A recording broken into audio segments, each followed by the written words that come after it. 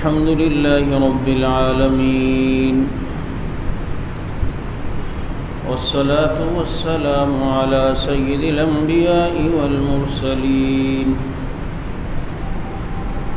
أما بعد فأعوذ بالله من الشيطان الرجيم بسم الله الرحمن الرحيم إنا فتحنا لك فتحا مبينا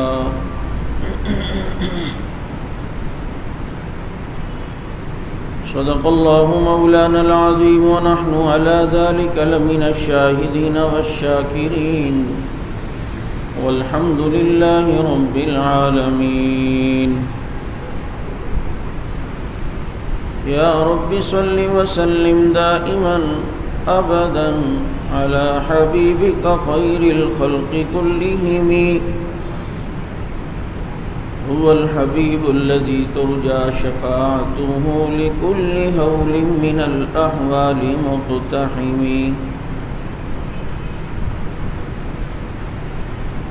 واجب الاحترام ذی القعدہ کا یہ مہینہ جس کی مناسبت سے گزشتہ جمعہ آپ حضرات کے سامنے صلح حدیبیہ کا ابتدائی حصہ بیان ہوا تھا کہ وہ ذی القعدہ کے مہینے میں یہ واقعہ رونما ہوا۔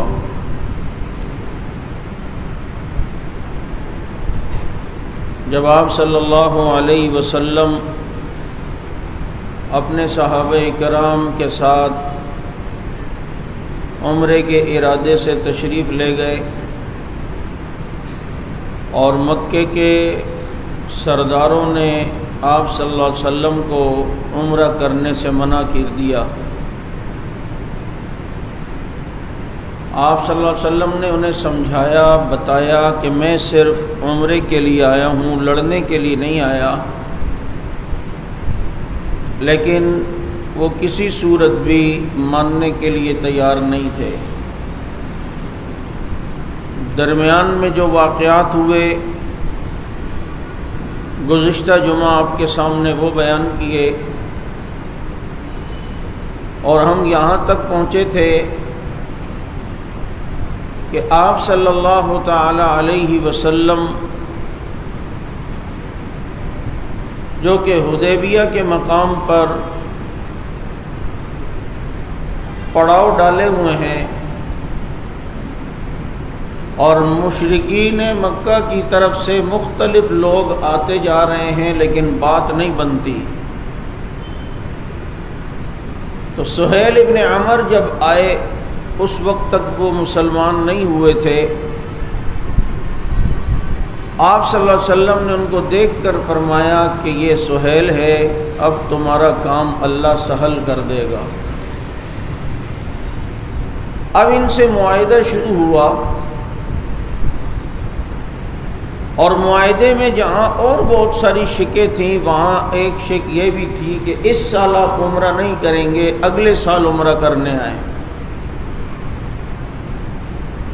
معاہدے میں ایک شک یہ تھی کہ 10 سال تک ہماری آپس میں جنگ نہیں ہوگی۔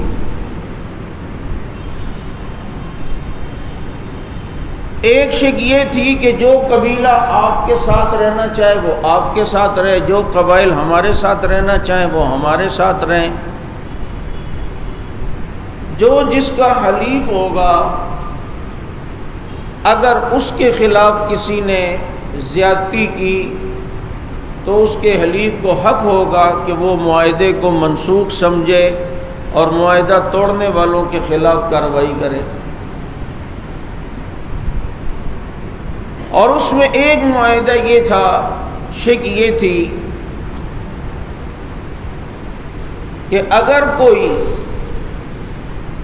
مسلمان نعوذ باللہ مرتد ہو کر مکہ آئے گا تو ہم واپس نہیں کریں گے،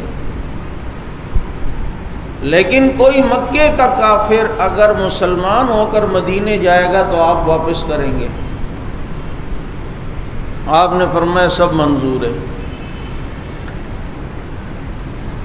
چنانچہ یہ معاہدہ ہو رہا ہے، دستخط ہونے والے ہیں، حضرت عمر رضی اللہ تعالیٰ عنہ اور دیگر صحابہ کرام رضوان اللہ علیہم اجمعین بعض اس بات پر بڑے حیران تھے کہ کیا ہم کمزور ہیں.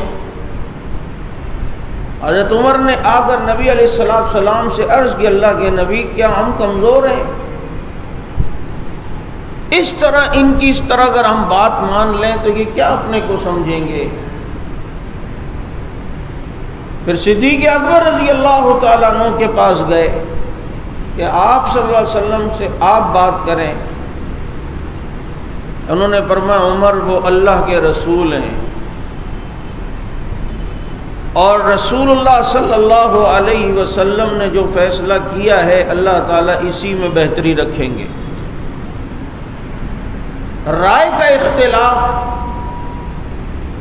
اپنے بڑے سے لیڈر سے مرشد سے بھی ہو سکتا ہے. آپ کی رائے الگ ہے ان کی رائے الگ ہے.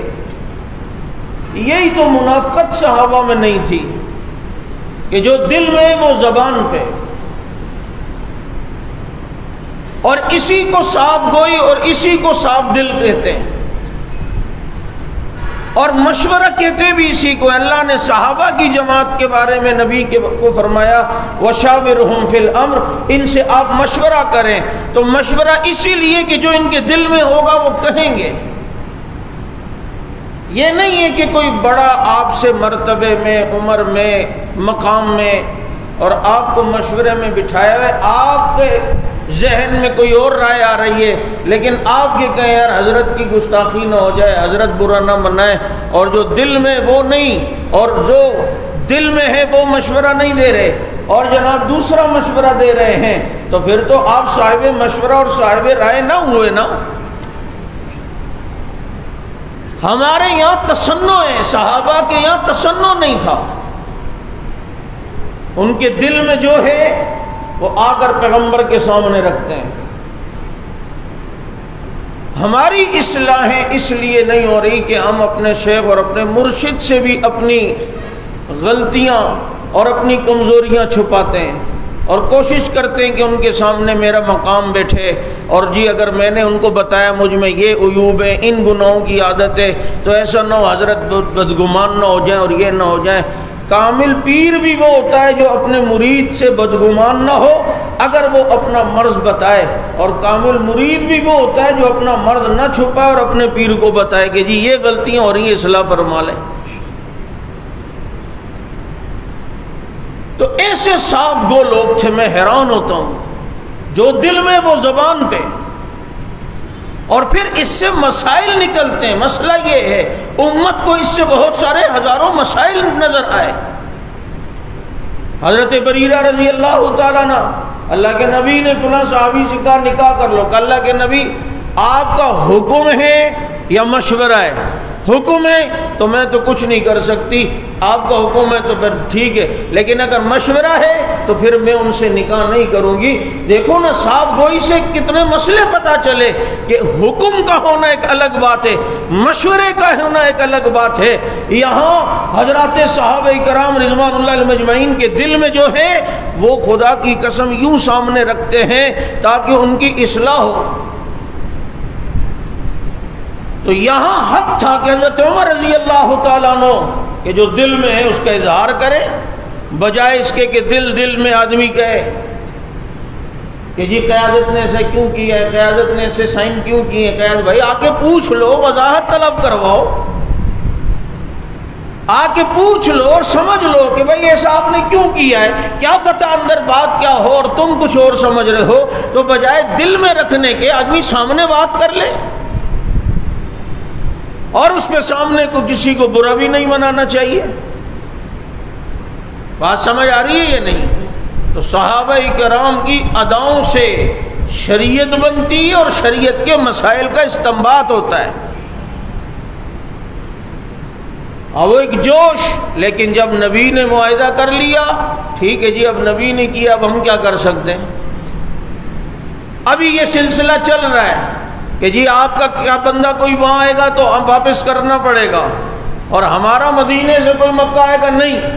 ابھی معاہدہ ہوا سہیل ابن عمر سے معاہدہ ہو رہا ہے وہ مکے کی طرف سے نمائندہ ہیں چنانچہ ان کا اپنا بیٹا حضرت ابو جندل رضی اللہ تعالیٰ عنہ وہ مسلمان ہو گئے تھے تو سہیل ابن عمر نے مکہ میں انہیں قید کر لیا تھا. انہیں پتہ چلا کہ مکہ کے قریب حدیبیہ کے مقام پر مسلمان آئے ہوئے ہیں. انہوں نے کسی طرح اپنی زنجیریں کھولی اور بھاگ کر مسلمانوں کی جماعت میں آ گئے اور کہا دیکھو جی میں آ گیا ہوں آزاد ہو کر. تو سہیل ابن عمر نے دیکھا اپنے بیٹے کو یہ آیا تو اس نے نبی علیہ الصلوۃ والسلام سے کہا یہ معاہدے کے ایک پہلا وقت ہے اور پہلا موقع ہے اور آپ کو اس پر عمل کرنا پڑے گا. حضور نے فرمایا ابو جندل تمہیں اپنے باپ کے ساتھ واپس جانا پڑے گا. ابھی سائن تو نہیں ہوئے, کہا بس منہ سے نکلی ہوئی بات ہی سائن ہے. کہا مجھے واپس ان کے حوالے کر رہے ہیں. اللہ تعالی کوئی راستہ بنائے گا, تم لوگوں کے لیے کوئی سبیل بنائے گا. سہیل ابن عمر نے کہا ابھی معاہدے کو رکھیں, میں پہلے اس کو باندھ کر آتا ہوں پھر آ کر دستخط کرتا ہوں. اور یوں زنجیر کو پکڑ کے لے کے جا رہے ہیں. حضرت عمر آئے اور سہیل ابن عمر کے بیٹے ابو جندل کے ساتھ لگے. باپ تو آگے چل رہا تھا زنجیر پکڑ کے. کہا یہ میری تلوار لے, اس کو لے اور ٹھوک دے, باپ کو مار دے. ابے پکڑ لے مار لے. انہوں نے کہا نہیں مجھے اپنے باپ سے حیا آ رہی ہے. اور آپ صلی اللہ علیہ وسلم کا ایک معاہدے چل رہے ہیں, ایسا نہ, کیونکہ معاہدے میں یہ شریک نہیں تھے ابو جندل, اس لیے حضرت عمر رضی اللہ عنہ نے تلوار دے رہے کہ بھائی واپس تو کر دیا لیکن یہ تو معاہدہ نہیں ہے کہ ہمارا قیدی تجھے کچھ کہے گا نہیں, لہذا یہ لگا رو کام کا مام کر دے. لیکن سہیل ابن عمر ان کو لے کے چلے گئے اور پھر یہ معاہدہ یہاں پر ہوا کہ آئندہ سال آپ نے آنا ہے. چنانچہ آپ صلی اللہ علیہ وسلم چونکہ اپنے ساتھ جانور بھی لائے تھے تو آپ صلی اللہ علیہ وسلم نے حضرات صحابہ کرام سے فرمایا جانوروں کی قربانی کر لو, اپنے سر کو منڈوا لو, اب اگلے سال ہم جو ہیں وہ عمرہ کرنے آئیں گے. حضرات صحابہ کرام رضوان اللہ علیہم اجمعین ابھی اس تجسس میں ہیں اور اس سوچ میں ہیں اور اسی ارمان میں ہیں کہ شاید ابھی اللہ کا کوئی حکم آ جائے اور اب اللہ رب العزت ہمیں جہاد کا حکم دے دیں کہ بس لڑو اور گھسو اور مکے میں جاؤ اور جا کر عمرہ کرو, ابھی شاید آئے, ابھی شاید آئے. اور ہم نے جانوروں کو ذبح کر لیا, پھر دوبارہ جانور لینے پڑیں گے. ابھی یہ سوچ ہی رہے ہیں. حضور نے دیکھا, حضرت ام سلمہ سے کہا یہ کیوں نہیں اپنے آپ کے سر منڈوا رہے؟ تو حضرت ام سلمہ حضور کی بیوی کتنی سمجھدار ہے, کہا آپ کے یار ابھی تجسس میں کہ ابھی تک نبی نے تو سر منڈوایا نہیں, ہو سکتا ہے کوئی آگے اللہ کا نیا حکم آ جائے. آپ ایسا کریں پہلے اپنے سر پہ اس طرح پھیریں, اس کے بعد اپنے پروانوں کو دیکھنا کہ کریں گے کیا. حضور خیمے سے باہر آئے, اپنے سر پہ مسترا پھروایا. جب صحابہ نے دیکھا بس اب اگلا راستہ کوئی نہیں ہے, اب کوئی چانس نہیں ہے اس دفعہ عمرہ کرنے کا, حضور کو سر پر اس طرح پھراتے ہوئے دیکھا. خدا کی قسم اپنے خیموں سے نکل نکل کے صحابہ کرام اپنے سر پہ اس طرح پھروا کر سر منڈوانے لگ گئے. حضرت ام سلمہ نے فرمایا آپ کر کے تو دیکھیں, پہلے آپ ابتدا کریں پھر اپنے پروانوں کو دیکھیے گا کہ کس طرح آپ کی اتباع میں کام کر رہے ہیں. چنانچہ یہاں سے مسلمان واپس ہو گئے اور بوجھل قدموں سے واپس ہوئے. ابھی چلے ہیں کہ قرآن آ گیا, انا فتحنا لک فتحا مبینا, واضح فتح کی خوشخبری اللہ نے سنا دی. اب یہ فتح کیا, اسی پر میں احد کے مسئلے پر بھی بولا تھا کہ بعض شکستوں میں بظاہر وہ شکست ہوتی ہے, پسپائی ہوتی ہے, لیکن وہ شکست اور پسپائی نہیں ہوتی, اس میں اللہ رب العزت نے کئی فتوحات چھپائی ہوئی ہوتی ہیں. آپ دیکھیں 1857 کی جنگ آزادی مسلمان بظاہر ہارے انگریز سے, اور 1857 کی جنگ آزادی کے بعد بر صغیر میں کیا کچھ مسلمانوں کے ساتھ اس انگریز نے نہیں کیا. بظاہر مسلمان ہارے, لیکن اس 1857 کی جنگ آزادی کی شکست کے نتیجے میں حضرت نانوتوی اور دوسرے حضرات نے سوچا کہ اب ایک مدرسہ تعمیر کروا کر یہاں سے ایک سلسلہ اور تحریک کو شروع کیا جائے، اور پھر دارالعلوم دیوبند کی بنیاد رکھی۔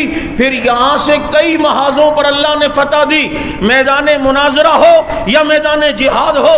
تو دیکھو یہ اسی 1857 کی جنگ آزادی کی بظاہر شکست کا نتیجہ ہے کہ اسی مدرسے کے فیض یافتہ لوگ ہیں جنہوں نے مرزائیت کو دن میں تارے دکھائے، رافضیت کو دن میں تارے دکھائے، منکرین فقہ کو دن میں تارے دکھائے، بدعات میں پڑے ہوئے لوگوں کو دن میں تارے دکھائے، اور یہی کے بالواسطہ اور بلا واسطہ لوگ ہیں جنہوں نے روس کو میدان جہاد میں آنکھیں دکھائی ہیں اور انہیں دن میں تارے دکھائے ہیں۔ اور آج افغانستان میں 43 ملک آ کر اگر ذلیل رسوا ہو رہے ہیں، یہ اسی 1857 کی جنگ آزادی کی بظاہر شکست کا نتیجہ ہے۔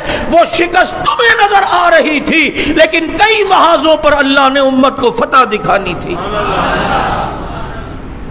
یہ وہی کے فیض یافتہ ہیں کہ جنہوں نے پرسوں ایک دن میں افغانستان کے 34 اضلاع پر قبضہ کر لیا ہے۔ 34 اضلاع اللہ نے ان کے ہاتھ سے فتح کروائے، یہ ایک دن میں، اور جہاں جا رہے ہیں اللہ فتح دے رہا ہے۔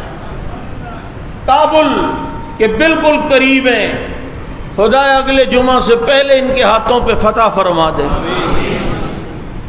ٹینک چھوڑ کے بھاگ رہے ہیں، عجیب منظر۔ ایک ویڈیو دیکھیں آپ، جس علاقوں میں گھسے وہاں کی جتنی فوج ہتھیار ڈال رہی ہے، اور یہ فتح مکہ کا منظر پیش کرتے ہوئے بتا رہے ہیں جاؤ ہم نے تمہیں معاف کیا، تمہیں کچھ بھی نہیں کہا جائے گا، آ جاؤ۔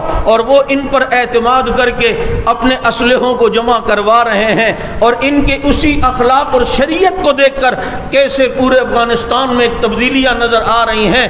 اس پہاڑی علاقے کی تقدیر میں شروع سے اللہ نے اسلام لکھا ہے، اور انشاءاللہ العزیز اسلامی نظام اس کا مقدر بن کے رہے گا۔ ہمارے وزیر اعظم صاحب نے فرمایا ہم اڈے نہیں دیں گے امریکہ کو۔ تھینک یو ویری مچ، آپ میں بھی جرأت آئی۔ ایک بزرگ فرما رہے ہیں یہ ہمارے دباؤ پر وزیر اعظم نے یوں کیا ہے کہ ہم اڈے نہیں دیں گے۔ میں نے کہا اصل بات پتہ ہے کیا ہے؟ نہ ادھر کے نہ ادھر کا مسئلہ ہے۔ جب اڈوں کی بات ہو رہی تھی، کالی پگڑی والوں نے کہا اگر کسی پڑوسی ملک نے بھی اب امریکہ کے ساتھ تعاون کیا نا، بچا خیر نشت ایستا۔ یہ ان کی بات تھی، اس کے بعد یہ ساری پالیسیاں چینج ہوئی ہیں۔ کیوں؟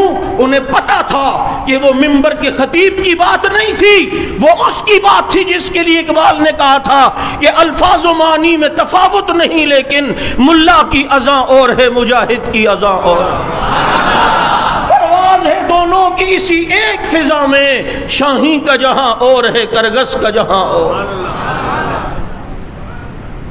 کیسے ڈٹ کے رہے، اعتدال میں رہے۔ جب انہیں اقتدار ملا تو آپے سے باہر نہیں ہوئے، مستیوں میں نہیں آئے، شریعت کی پابندی رہی، تقوی رہا، بصیرت اتنی۔ اور اللہ تعالیٰ نے آج دیکھ لو پوری دنیا کے اندر ان کا رعب اور دبدبہ بٹھایا، اللہ اس میں مزید اضافہ فرمائے۔ اور وہ صرف افغانستان کے محافظ نہیں ہیں، جب تک ملا عمر کی حکومت تھی 2200 کلومیٹر پاکستان افغان بارڈر محفوظ تھا، تمہیں ایک فوجی لگانے کی بھی ضرورت نہیں تھی، کیونکہ وہاں کا محافظ ملا عمر تھا۔ تمہاری ساری توجہ انڈیا کی طرف بارڈر پر تھی، لیکن جب ان کا ساتھ چھوڑا تو 2200 کلومیٹر سرحد ڈسٹرب ہوئی، وہاں تمہیں اپنے سارا سرمایہ لگانا پڑا۔ بہرحال بظاہر شکستیں نظر آتی ہیں، لیکن ان کا پیچھے ہونا یہ پیچھے ہونے کے لیے نہیں ہوتا، بقول اقبال ان کا پیچھے ہونا بھی یوں ہوتا ہے کہ پلٹ کے جھپٹنا، جھپٹ کے پلٹنا، لہو گرم رکھنے کا ہے ایک بہانہ۔ میرے دوستو، آپ صلی اللہ علیہ وسلم یہاں سے گئے اور آپ صلی اللہ علیہ وسلم مدینہ منورہ پہنچے۔ ابو بصیر رضی اللہ تعالیٰ عنہ مسلمان ہوئے، وہ مدینہ منورہ آ گئے۔ دیکھو نبی معاہدے کی کتنی پاسداری فرماتے ہیں۔ آج اگر معاہدے کی پاسداری نہ ہو تو اللہ رب العزت کی مدد بھی اٹھتی ہے۔ وہ آئے، اللہ کے نبی نے فرمایا ہم تمہیں اپنے پاس نہیں رکھ سکتے، ہمارا معاہدہ ہے۔ کہ اللہ کے نبی اب تو میں آ گیا ہوں۔ کہا آ تو گئے ہو لیکن مجھے اجازت نہیں ہے، معاہدے کی خلاف ورزی میں نہیں کر سکتا، تمہیں واپس جانا پڑے گا۔ حضرت ابو بصیر رضی اللہ عنہ کے دل میں خیال آیا، اللہ نے ذہن میں بات ڈالی۔ اللہ کے نبی نے حضرت ابو جندل سے فرمایا تھا نا کہ ڈٹے رہو، اللہ کوئی راستہ نکالے گا۔ یہ ابو بصیر رضی اللہ تعالیٰ عنہ آگے مدینے سے باہر ایک ساحل سمندر جہاں سے مکے والوں کے تجارتی قافلے جاتے تھے، وہاں گھاٹیوں میں جا کے ٹھہر گئے۔ ایک دو اور مسلمانوں کا رہے، انہیں پتہ چلا ابو بصیر وہ بھی وہاں چلے گئے۔ جن کو پتہ چلتا کہتے بھائی نبی کے پاس جاؤ گے واپس کریں گے، ابو بصیر کے پاس جا کے ڈیرا لگاتے ہیں۔ سب وہاں ڈیرے جا کے لگانے لگے، اور جب مکے والوں کے قافلے تجارتی آتے یہ شاہین ان پہ جھپٹتے اور ان کے سارے مال کو مال غنیمت بناتے اور بڑے مزے سے کھاتے اور کہتے جا بچا مکے تزا مزے کا وا۔ اور پھر یہ لوگ سر پکڑ کے رہ گئے کہ یہ کیا مسئلہ ہے، یہ تو ہمارے لیے مشکلات ہو رہی ہیں۔ وہاں سے مکے کے ابو سفیان آئے اور اللہ کے نبی سے فرمایا وہ جو ہم نے کہا تھا نا کہ آپ کا آدمی مسلمان ہو کے آئے گا واپس نہیں کریں گے، آپ کو واپس کرنا پڑے گا، چنانچہ ایسا کریں اس معاہدے کی شک کو ہم خود ختم کرتے ہیں، بابا جتنے مسلمان ہو کے آتے ہیں اپنے پاس ہی رکھو، ان سے تو جان چھڑواؤ۔ یہ بیچ والے جو آ گئے، یہ عجیب لشکر ہے جو آ گیا ہوگا، وہ لشکر ہوتا ہی ایسا ہے جو آ جاتا ہے پھر کسی کے قابو میں نہیں آتا ہے، وہ اللہ کا لشکر ہے۔ چنانچہ آ گئے، چنانچہ اللہ رب العزت نے یوں ان کے لیے راستہ بنایا۔ اب اللہ کے نبی کو موقع ملا کہ مکے والے 10 سال تک تو جنگ نہیں لڑیں گے، چنانچہ اب خطوط کا سلسلہ شروع ہوا۔ میرے پیغمبر نے بادشاہوں کو خطوط لکھنا شروع کیا اور دنیا کے بادشاہوں تک پھر اسلام کو پہنچایا، وہاں تک اسلام کے پیغام کو۔ یہ فتحنا لک فتحا مبینہ کی ایک جھلک ہے۔ پھر اگلے سال ذی القعدہ کا مہینہ آیا تو معاہدے کے مطابق پیغمبر اپنے یاروں کے ساتھ عمرے کی قضا کرنے تشریف لے گئے۔ اب جب وہاں تشریف لے گئے، حضور صلی اللہ علیہ وسلم بھی ساتھ، صحابہ کرام بھی ساتھ۔ صحابہ کرام کے جسموں کو، لاغر جسموں کو جب مکے والوں نے دیکھا، کہا کہ مدینے کی ہوا نے انہیں کمزور کر دیا ہے۔ تو حضور نے اپنے صحابہ سے فرمایا کہ احرام میں طواف کے دوران اکڑ کے اور سینے کو چوڑا کر کے چلو۔ دیکھو عاجزی کا حکم ہے، بازار میں بھی عاجزی ہو تو بیت اللہ میں تو اور زیادہ عاجزی ہونی چاہیے، لیکن دشمن کو ناکو چنے چبوانے ہوں اور دشمن پر رعب پیدا کرنا ہو تو اللہ کے نبی نے صحابہ کو بیت اللہ میں بھی اکڑ کے چلنے کا حکم دیا۔ پتہ چلتا ہے دشمن کے سامنے ایسا رہے کہ اسے پتہ چلے بابو کدو کا حلوہ نہیں ہوں۔ اپنوں کے لیے تو رحماء بینہم، لیکن تیرے لیے شداء علی الکفار ہوں۔ یہی تو انداز تھا حضرات صحابہ کرام کا۔ آج ساری دنیا کے مسلمان حکمران جب یورپ یا امریکہ یا دوسرے تیسروں سے ملتے ہیں ایسے للو بنے ہوئے ہوتے کہ وہ کہتے ہیں بابا ان کو تو مسئلہ ہی نہیں، لیکن قطر مذاکرات میں دیکھو نا وہ پگڑی والے کیسے بیٹھے ہوئے سامنے اور ایسے بھگو بھگو کے لگا رہے ہیں جان بوجھ کے۔ پتہ ہے نا مجبوری تمہاری ہماری نہیں ہے، زیادہ نخرے کرو گے ہم کہیں گے بابا کوئی مذاکرات نہیں، توپک جمع قانون دزا۔ اور کیسے بھگو کے ادھر اذان ہوئی، انہوں نے کہا آپ لوگ بیٹھے، ہمارے اللہ کا پہلے پیغام آ گیا، ہم نماز پڑھ کے آتے ہیں۔ آپ وہ ویڈیو تو دیکھو، سارے سفیر یہ جو مسلمانوں کے جو نمائندے آئے ہوئے وہ بھی اندر سے شرمندہ ہو رہے، یار یہ کیسے ملا ہیں یار، کچھ تو لحاظ کرو، اتنے بڑے بڑے سفیر آئے ہوئے۔ اور کہا بڑے بڑے سفیر کو مارو گولی، اس وقت سب سے بڑے کا پیغام آ چکا ہے۔ یہی تو ہم نے دنیا کو دکھانا ہے۔ اور سارے بیٹھے میں، ویسے تو پتہ نہیں افغانی بیچارے جلدی والی نماز پڑھتے ہیں، لیکن اس دن انہوں نے ہر سجدے میں 7 بار سبحان ربی الاعلیٰ پڑھی ہوگی۔ کا انتظار کب انشاءاللہ رست و رازمہ، اور پھر دعائیں بھی بڑی لمبی کی ہوئی ہوں گی۔ ویسے تو سفر میں نفل معاف ہے، اس دن نفل بھی پڑھی ہوگی، خوب تپا رہے ہوں گے، انہیں خوب بھگو کے لگا رہے ہوں گے، اور انہیں بتا رہے ہوں گے کہ ہاں تم نے دیکھے ہوں گے کسی اور طرح کے لوگ، ان طرح کے مسلمانوں کو دیکھو، اور جن کی زندگیوں میں تمہیں ابو عبیدہ بن جراح اور خالد بن ولید کی زندگیوں کی جھلکیاں نظر آ رہی ہیں۔ چنانچہ اکڑ کے صحابہ کرام چلیں، اور پھر بیت اللہ میں، اور یہ ادا رب کو اتنی پسند آئی، نبی کے یاروں کی ادائیں دیکھو۔ کبھی بلال اذان میں الصلاۃ خیر من النوم کہہ دے، اللہ کو پسند آتی ہے یہ ادا، اور اللہ اسے اذان کا حصہ بنا دیتے ہیں۔ کبھی کوئی صحابی نبی کے پیچھے نماز پڑھتے ہوئے نبی سمیع اللہ لمن حمیدہ کہیں، اور پیچھے صحابی کی زبان سے نکل جائے ربنا لک الحمد حمدا کثیرا طیبا مبارکا فی، اور نبی بعد میں پوچھیں کس نے یہ پڑھا؟ آقا میں نے پڑھا۔ کہا کیا پڑھا؟ ایسے الفاظ پڑھے کہ زمین و آسمان کے خلا کو اللہ نے نیکیوں سے بھر دیا ہے۔ یہ ان کی ادائیں رب کو اتنی پسند آتی ہیں، یہ اکڑ کے چلتے ہیں۔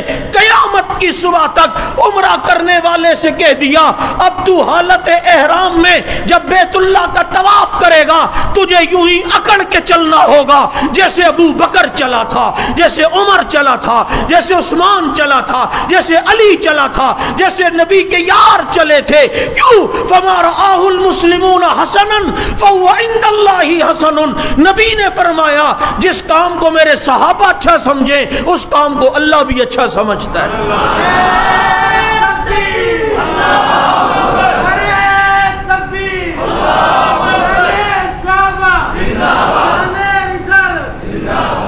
کیونکہ پیاروں کی ادائیں بھی محفوظ رہتی ہیں، ان کی ادائیں بھی پسند آتی ہیں، اور کہا جاتا ہے تم بھی انہی کی اداؤں پر چلو۔